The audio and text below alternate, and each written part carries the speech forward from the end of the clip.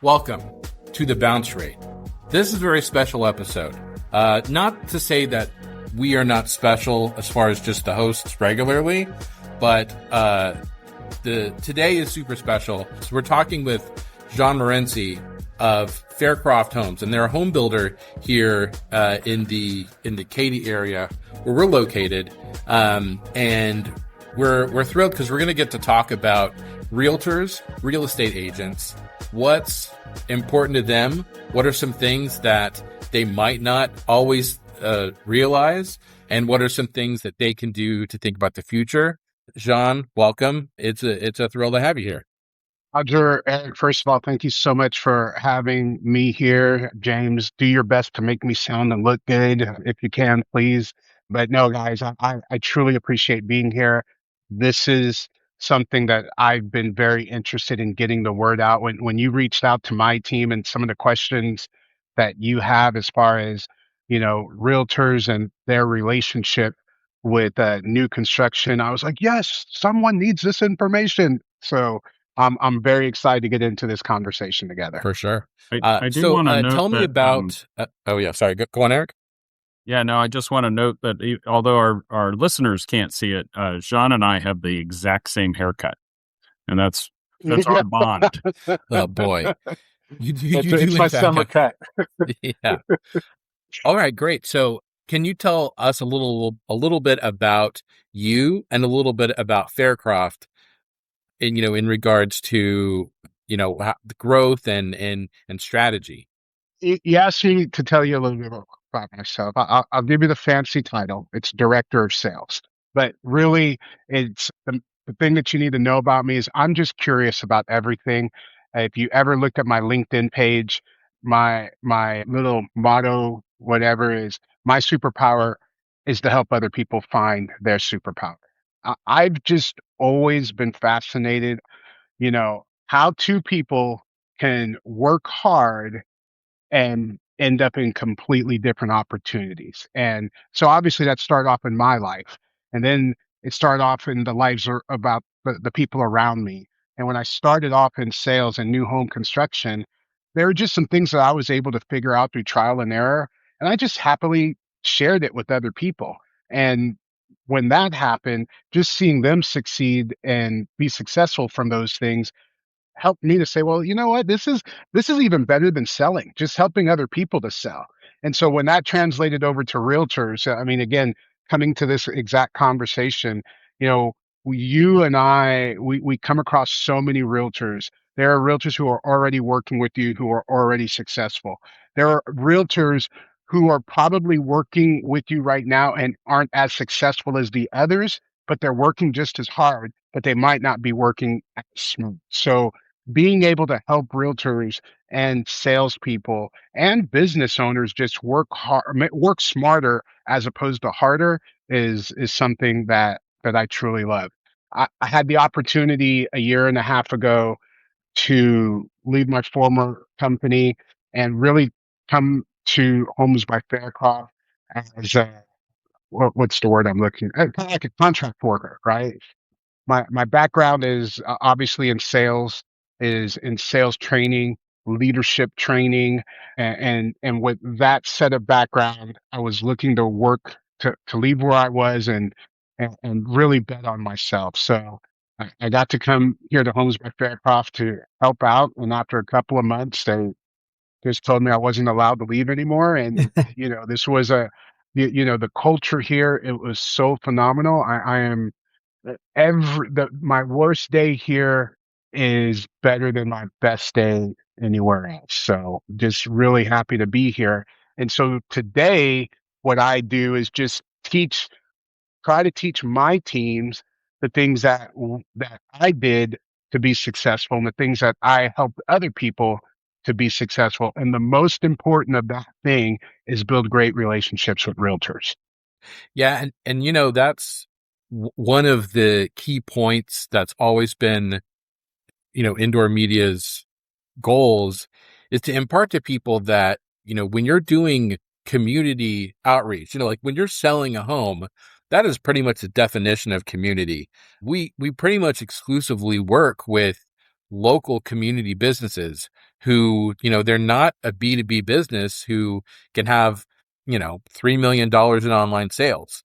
They need to make that connection with foot traffic. They need to make that connection with people who are going to give them a referral. And, now more than ever, that connection, that community connection is crucial. So my favorite word in sales has nothing to do with sales, but it has everything to do with sales, and that's relationship.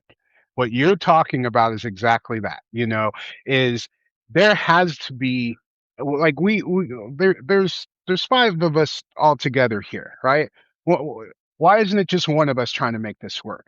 Because in relationship with each other, especially your team, right? You each add a little bit of something that the one person doesn't have, and it makes the whole pie bigger. Well, in our industry, right, there's the builder, there's the buyer, there's the realtor, there's the lender, there's the title company, there's all these other different pieces. And if I can help that piece get better, then we all get better. And for me, the realtor is that focal point, right? Because where their business goes is really where the majority of the rest of our business goes. So if we as a team can help them to be better, stronger, have more time to to themselves, their family. Look, our job is to make people's dreams come true.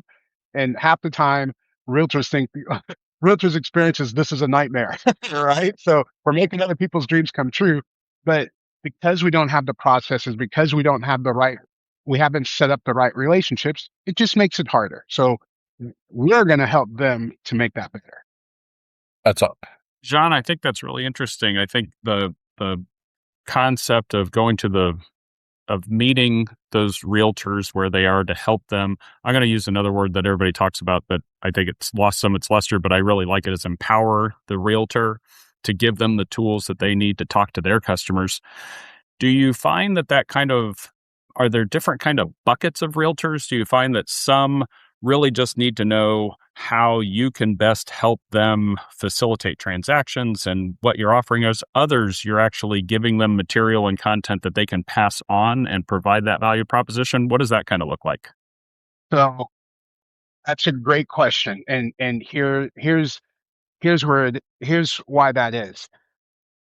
Bar to get your real estate license is different than most other licenses. So a lot of people from a lot of different walks of life can decide that they want to be a realtor and can be a successful realtor, right? It doesn't, there are realtors who have PhDs. There are realtors who were accountants. There are realtors who were stay-at-home dads, stay-at-home moms. There are realtors who were last year they were in high school and this year they're making $90,000 a year, right? So they all come from different backgrounds, which means that they have a they all have a different set of skills. Now, what and to be and here in Texas, right?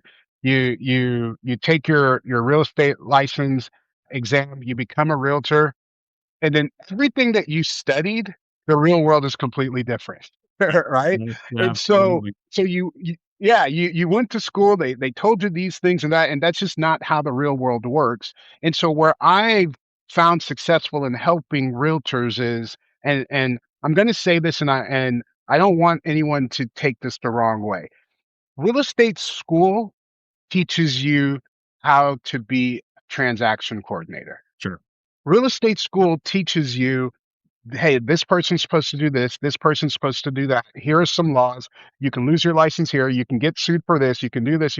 But if you just stay in this realm and you get people to sign these papers and they find a home that they like, then you're okay. That's what real estate school teaches you. But real estate school doesn't teach you business. Real estate school doesn't teach you marketing. Real estate school doesn't teach you sales. Real estate school doesn't teach you how to properly persuade and consult people, right? And if you go to the right brokerage, they're going to teach you some of these things, but what about everybody else, right? So where where we come in, where we come in is, hey, I want to teach you how to be better at your job. And there's going to be some things that you're missing. So one of the things that, I know we're going to talk about is, you know, what do realtors need to know about new construction? Here's what realtors, in my opinion, need to know about new construction. The more we come to our office, don't wait until you have a buyer to come to our office. Just like we said before, this is all relational. So for me, I prefer to meet that brand new realtor, or I prefer to meet that realtor who is out shopping for their client without their client, because now we can talk, now we can build, now I can educate you about my product. One of the biggest mistakes that I find that realtors make when it comes to new construction is to treat new construction like resale. And what I mean by that is, when it comes to resale, if you are, different parts of town, different communities, it's like 4 bedroom, 3 bath. It just gets down to a price per square foot. And that's all that the realtors want to talk about, is price per square foot. But when it comes to new construction, we don't sell or build homes based off of price per square foot. So let me give the realtor audience an analogy. I can buy a 4-door car, and it could be Toyota Camry, it could be a Mercedes Benz, it could be a Rolls Royce. You can't say, well, it has 4 tires, it's got 4 doors, and it's got leather interior, so it's all the same price. You can't do that. But we've all heard, the moment you drive a car off the car lot, it completely depreciates, right? So once the car is 5 years old, 10 years old, that Rolls Royce is still going to hold a lot of its value, but the price of that Rolls Royce goes down significantly. The price of that Mercedes goes down significantly. And now you're on CarMax comparing, give me cars between, you know, 30,000 and 50,000, and you might see a Mercedes in there, and you might see a Toyota in there. And if you guys do see a Rolls Royce, please let me know. I mean, I can't afford one, but hey, for that price, we'll, we'll do something. So a lot of realtors want to treat new construction like resale. So what I would encourage every realtor to do is a few things. Number one, what part of town do you want to work in? Right? Most realtors are really good at two things: the price point of the home that they live in, and the part of town that they live in, right? When, 15 years ago, before I got started in home sales, I can tell you what $120,000 home should have in it, because I lived in a $120,000 home, right? $120,000 home does not have granite. It's got whatever that, Formica or whatever, right? Those are the countertops, right? $120,000 home has a steel sink with the old army faucet, right? $120,000 home has carpet everywhere. And so I can walk in a home and like, I'll pay 120,000 for it, because I understood it, because that's where I live. I could tell you to a certain extent about homes in Katy, right? Now, once I got to new construction, at the company I was, they had different price point homes. They had some that were 300,000, 400,000, 500,000, 600,000. Different sizes, different shapes, different finishes. I want our realtors to know what a $300,000 home in this part of town looks like, feels like, what sort of features that they should have. And I want to teach that to the realtor. And the reason why is because now, when Mr. or Mrs. Realtor comes in and brings their client, they are a baby subject matter expert. You see, if they don't have that relationship with the builder before, and they're learning these things and understanding before they have a client, then when they have a client, instead of Mr. Realtor and Mr. Salesperson working together, Mr. Realtor or Mrs. Realtor doesn't know enough. And so they're beating us up on things that they don't need to beat us up on, right? We're supposed to be together. I So feel like there's a really good, sorry, I feel like there's a really interesting parallel that you've kind of talked about. You just talked about your day to day and your need to work with realtors, because that's the person that's going to come buy inventory again and again versus a one time relationship that you might have with a buyer. And obviously, you want to make that transaction very successful for that buyer and have a great customer experience. But from a longer term perspective, the working with the realtors is where it's at, because they have an understanding and appreciation for where you guys are in the marketplace, what your key value propositions are, and so forth. And a lot of what I heard you just saying is really a parallel for those realtors, that when you talk about a resell, that resell could be a one-off because it comes on the market, it goes away, and there may be nothing like that. Who knows what kind of renovation was done? That $120,000 house back in the 90s or the early 2000s may have granite now. It's not apples to apples.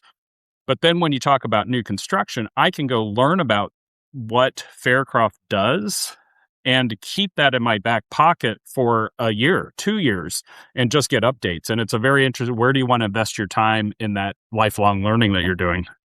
And to piggyback off of that, Eric, is yes, you're going to come to Faircroft and you're going to learn and understand what Faircroft does in Sealy and Waller.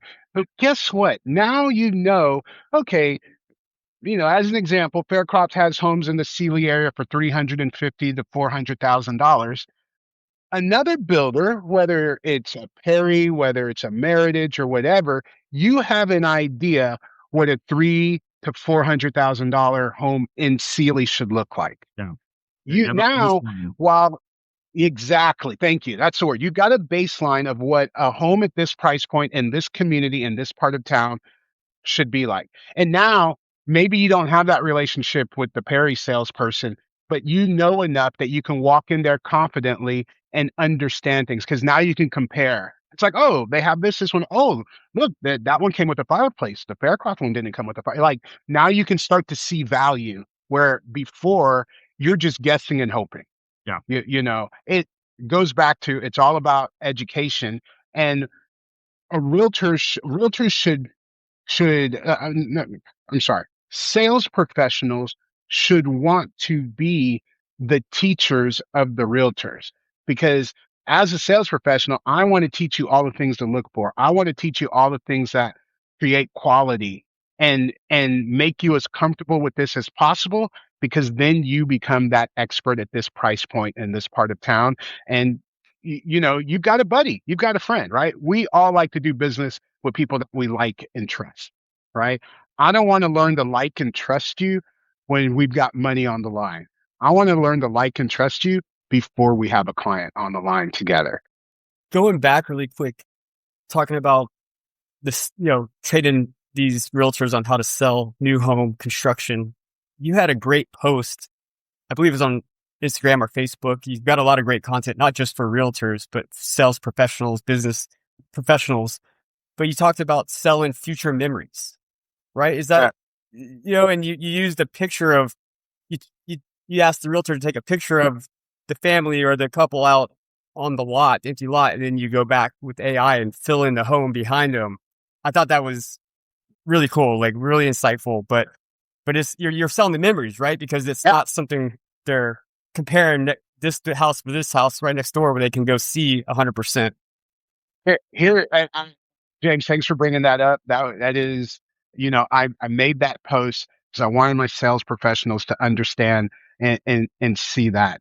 But as you said, it is as important, maybe more important for realtors. And here's what I mean by it.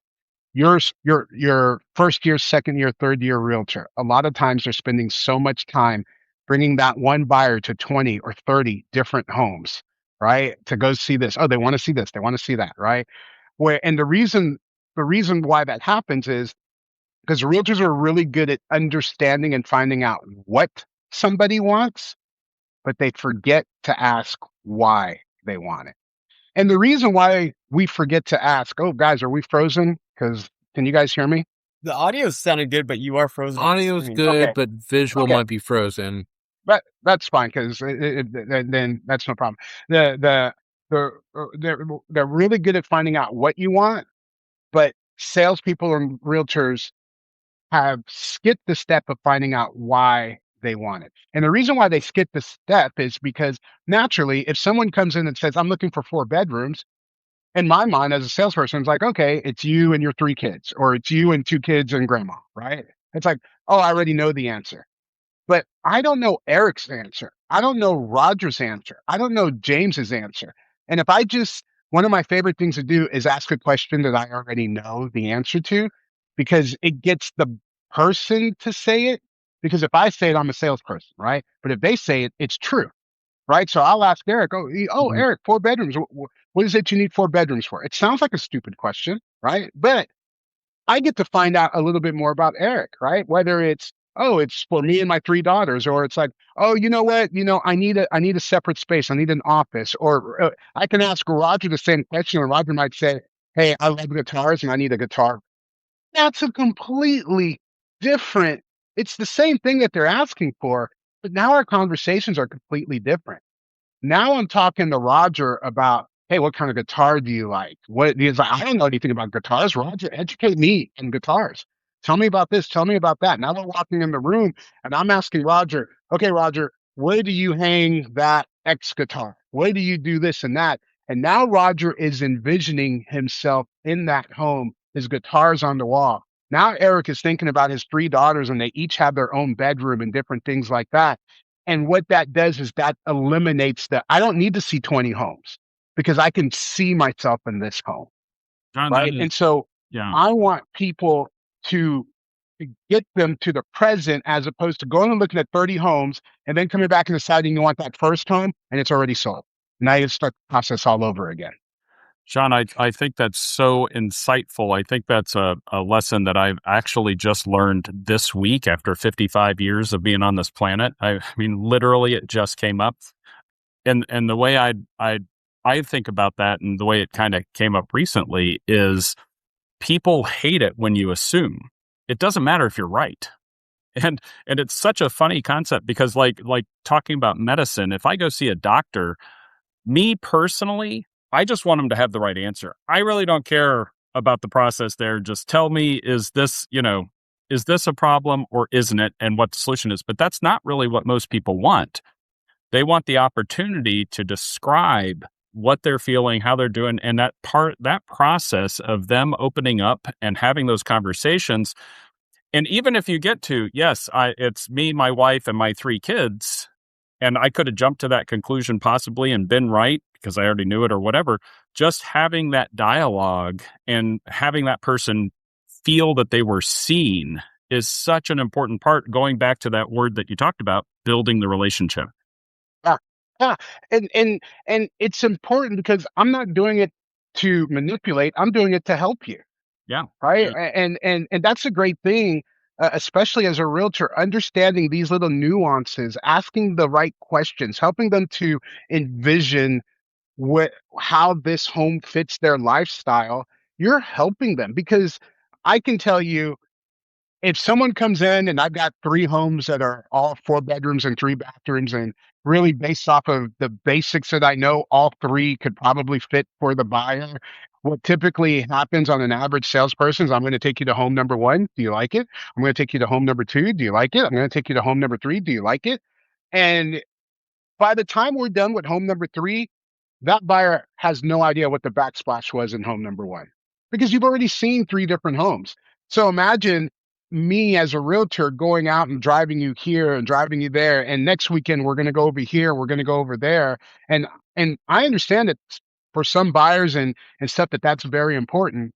But going back to what you said, Eric, if I can just take 30 minutes and just sit down and break some bread with you, just find out everything about you that has nothing to do with the home.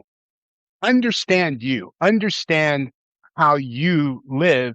Now, when I go home as a realtor and do the research and like, I'm going to find the home, yeah, 4 bedrooms, 3 bathrooms. Oh, but you know what?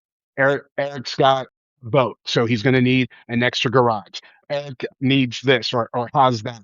Eric's wife. And so those are the things that now when I present, hey, Eric, we're going to go see 3 homes. And this is why I chose these 3 homes. I know you wanted a place to park your boat.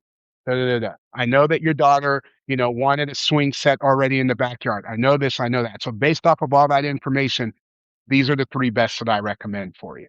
And being able to be that subject matter expert as opposed to a tour guide is how realtors get very good at their business and get very wealthy.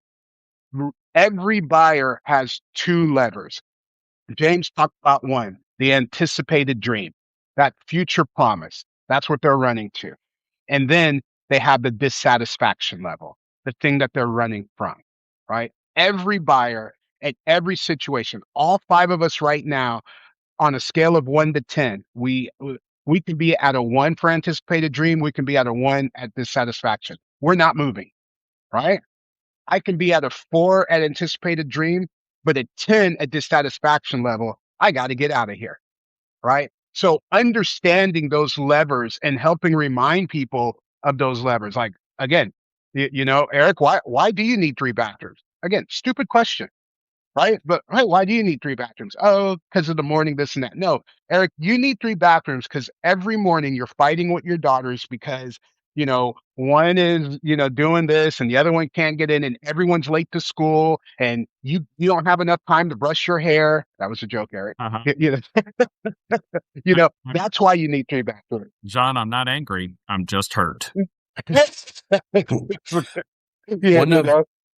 So one of the key parts for Indoor Media's business model is we have, we're a full service marketing agency, essentially. I mean, we're about connecting local businesses with communities, and we've got an exclusive channel in grocery stores across the nation.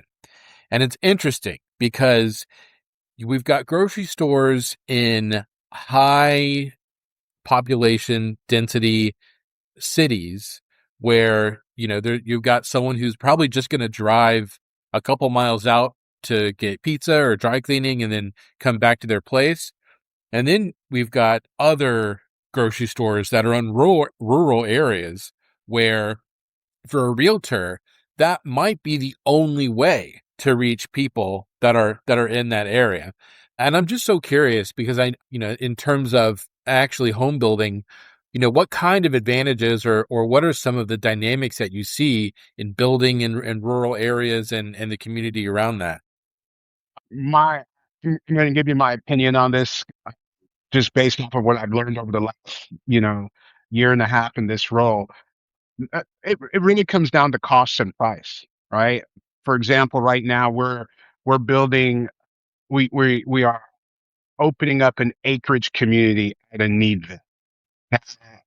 Our owner bought the land probably 3 years ago. And so maybe even more than that, but he bought the land a number of years ago, and the land was cheap then, right? But traffic wasn't coming out there yet. It wasn't time to build. Now it's time to build. Now that makes enough sense because the rest of civilization is, coming out to that area. But the people who own the land right next to us, to our community, they want to sell their land. And what they're asking to sell their land for, what my homes right now are from 500 to about 800,000. The same land right next door, if we were to buy the land at the cost that they're selling it for, that same home that costs $500,000 here is going to cost $700,000 on the lot right next door because it just costs so much more. The longer you wait, the value of land just continues to go up. So in those areas, the realtors who are established in those neighborhoods, like they live out in Needville, they live close to Needville, they understand what's going on. They are the Needville subject matter experts, and we should be partnering with them. But what they're not an expert at is the new traffic that's coming out, right? So they've been out in Needville all their life. I'm just using Needville as an example, and they know the people who normally buy in Needville, what they normally want, and stuff like that. But now that Sugarland is coming out to Needville, it's a whole different type of buyer, right? And so that's where partnering with us, with the builder, right? They get to learn from what we learned in Sugarland, what we learned in Richmond, what we learned in Rosenberg, right? And now we get to educate you. So now you're able to capture more buyers, more potential business, because now you know how to market to the people who are coming out, as opposed to just being able to market to the people who already live in. And Roger, did that answer your question? For sure, and it's extremely relevant for what we found in terms of our most successful customers, and that if you are trying to sell homes to people in a certain locale, you have to be in front of them where they live, rather than trying to swap people and transplant. And that's universally what we always hear from our most successful realtor and real estate agent customers is that, I did this campaign in a grocery store campaign, and then immediately people in that region started associating me with that region. They trusted me to know about it, to know about what's going on. And that connection that starts with an advertisement, a brand campaign or something like that, that is what starts it because they're associated with the location. I would, I live out in the Richmond Rosenberg area. Uh, so probably about 25, 30 minutes from Needville. If I were a Needville realtor right now, I would be advertising in the grocery store in Richmond Rosenberg and saying something along the lines of, don't you hate the traffic? Or, something that person pushing the cart is going to look at that realtor and be like, yeah, and call that number that's on the, that, you know, you got to reach them where they're at, right? It's funny. Yeah. I'm definitely a city mouse. I've never left really the city, but when I'm sitting there on 45 or I-10, I think, boy, wouldn't it be nice to have a house in Fulshire where I could just Yeah. go to Buc-ee's and come back home. That does And you're sound a good. little bit nice right Oh, now. yeah. So again, that that realtor is tugging on that dissatisfaction level, right? It's kind of like, man, that bothers me at a 3 level, but when you bring it to my attention, it jumps up to a 6, right? Then life happens and it'll fall back down. But at a 6, I might call you to get more information, right? That anticipated memory, that anticipated dream. And it's so funny. By the way, I am not a genius. Let me give credit where credit is due. Anticipated memories, the dissatisfaction level. That a gentleman by the name of Jeff Shores, he's a new home sales coach and teacher. That's straight from him. If there's anything that every time I go to a realtor office, I always bring that book as a giveaway, and I always bring another book called Skills with People as a giveaway because those are, to me, if you just read those 2 books, it will change the trajectory of your business. Sorry, I just wanted to give credit. I just want to give credit where credit is due. But understanding what someone's dream is, again, once that realtor, shows the home, this and that, as a realtor, I'd go back out there, go where that home is, take a snapshot in the evening of that sunset, and a few days later, just text it to that potential buyer. Again, why? Because I'm pushing on that lever of anticipated memory. And people don't move because we want them to move. People move because they want to move. So all we can do is help them to want to move. When you're showing that buyer house number 30, it's just because there's no urgency. It's like, yeah, I'd like to move, but I don't need to move. But based off of what you know about them, you can help them to realize, hey, this is what the future would look like if we did this. If we don't do that, what happens? You have the life that you have now. If you decide you want to do it 2 or 3 years down the road, absolutely you can, but it's going to cost you more. So guess what? Now's the right time to do it. Sales, particularly sales, really one of the pieces of it, the fundamental pieces of it is rejection. And for whatever and really whatever we're in, we all get rejected, no matter what kind of business you're doing or whatever. How have you learned to deal with rejection and not let it carry over into the next relationship that you're trying to build or the next interaction that you're having? Eric, phenomenal question. When I have a fear of rejection, it's because I skipped a step, right? Interesting. If I do what we are talking about, like right now, you will never reject me. You're just rejecting your idea, right? Because you're only like when I'm trying to get a sale as a salesperson, when I'm trying to get a sale, you can say yes or no to whatever I'm proposing. But if I'm truly here to serve you, if I'm truly here to make your life easier and better, which is what a realtor does. If they say no, they're not saying no to you, they're saying no to themselves. So if you've done the job as far as understanding, where they're coming from, understanding what it is that they want, understanding why they want it, and you are able to frame it to them, Eric, you told me this. Eric, this was important to you. Eric, your wife said that she really wanted this and da, da, da, right? These are the things that you said.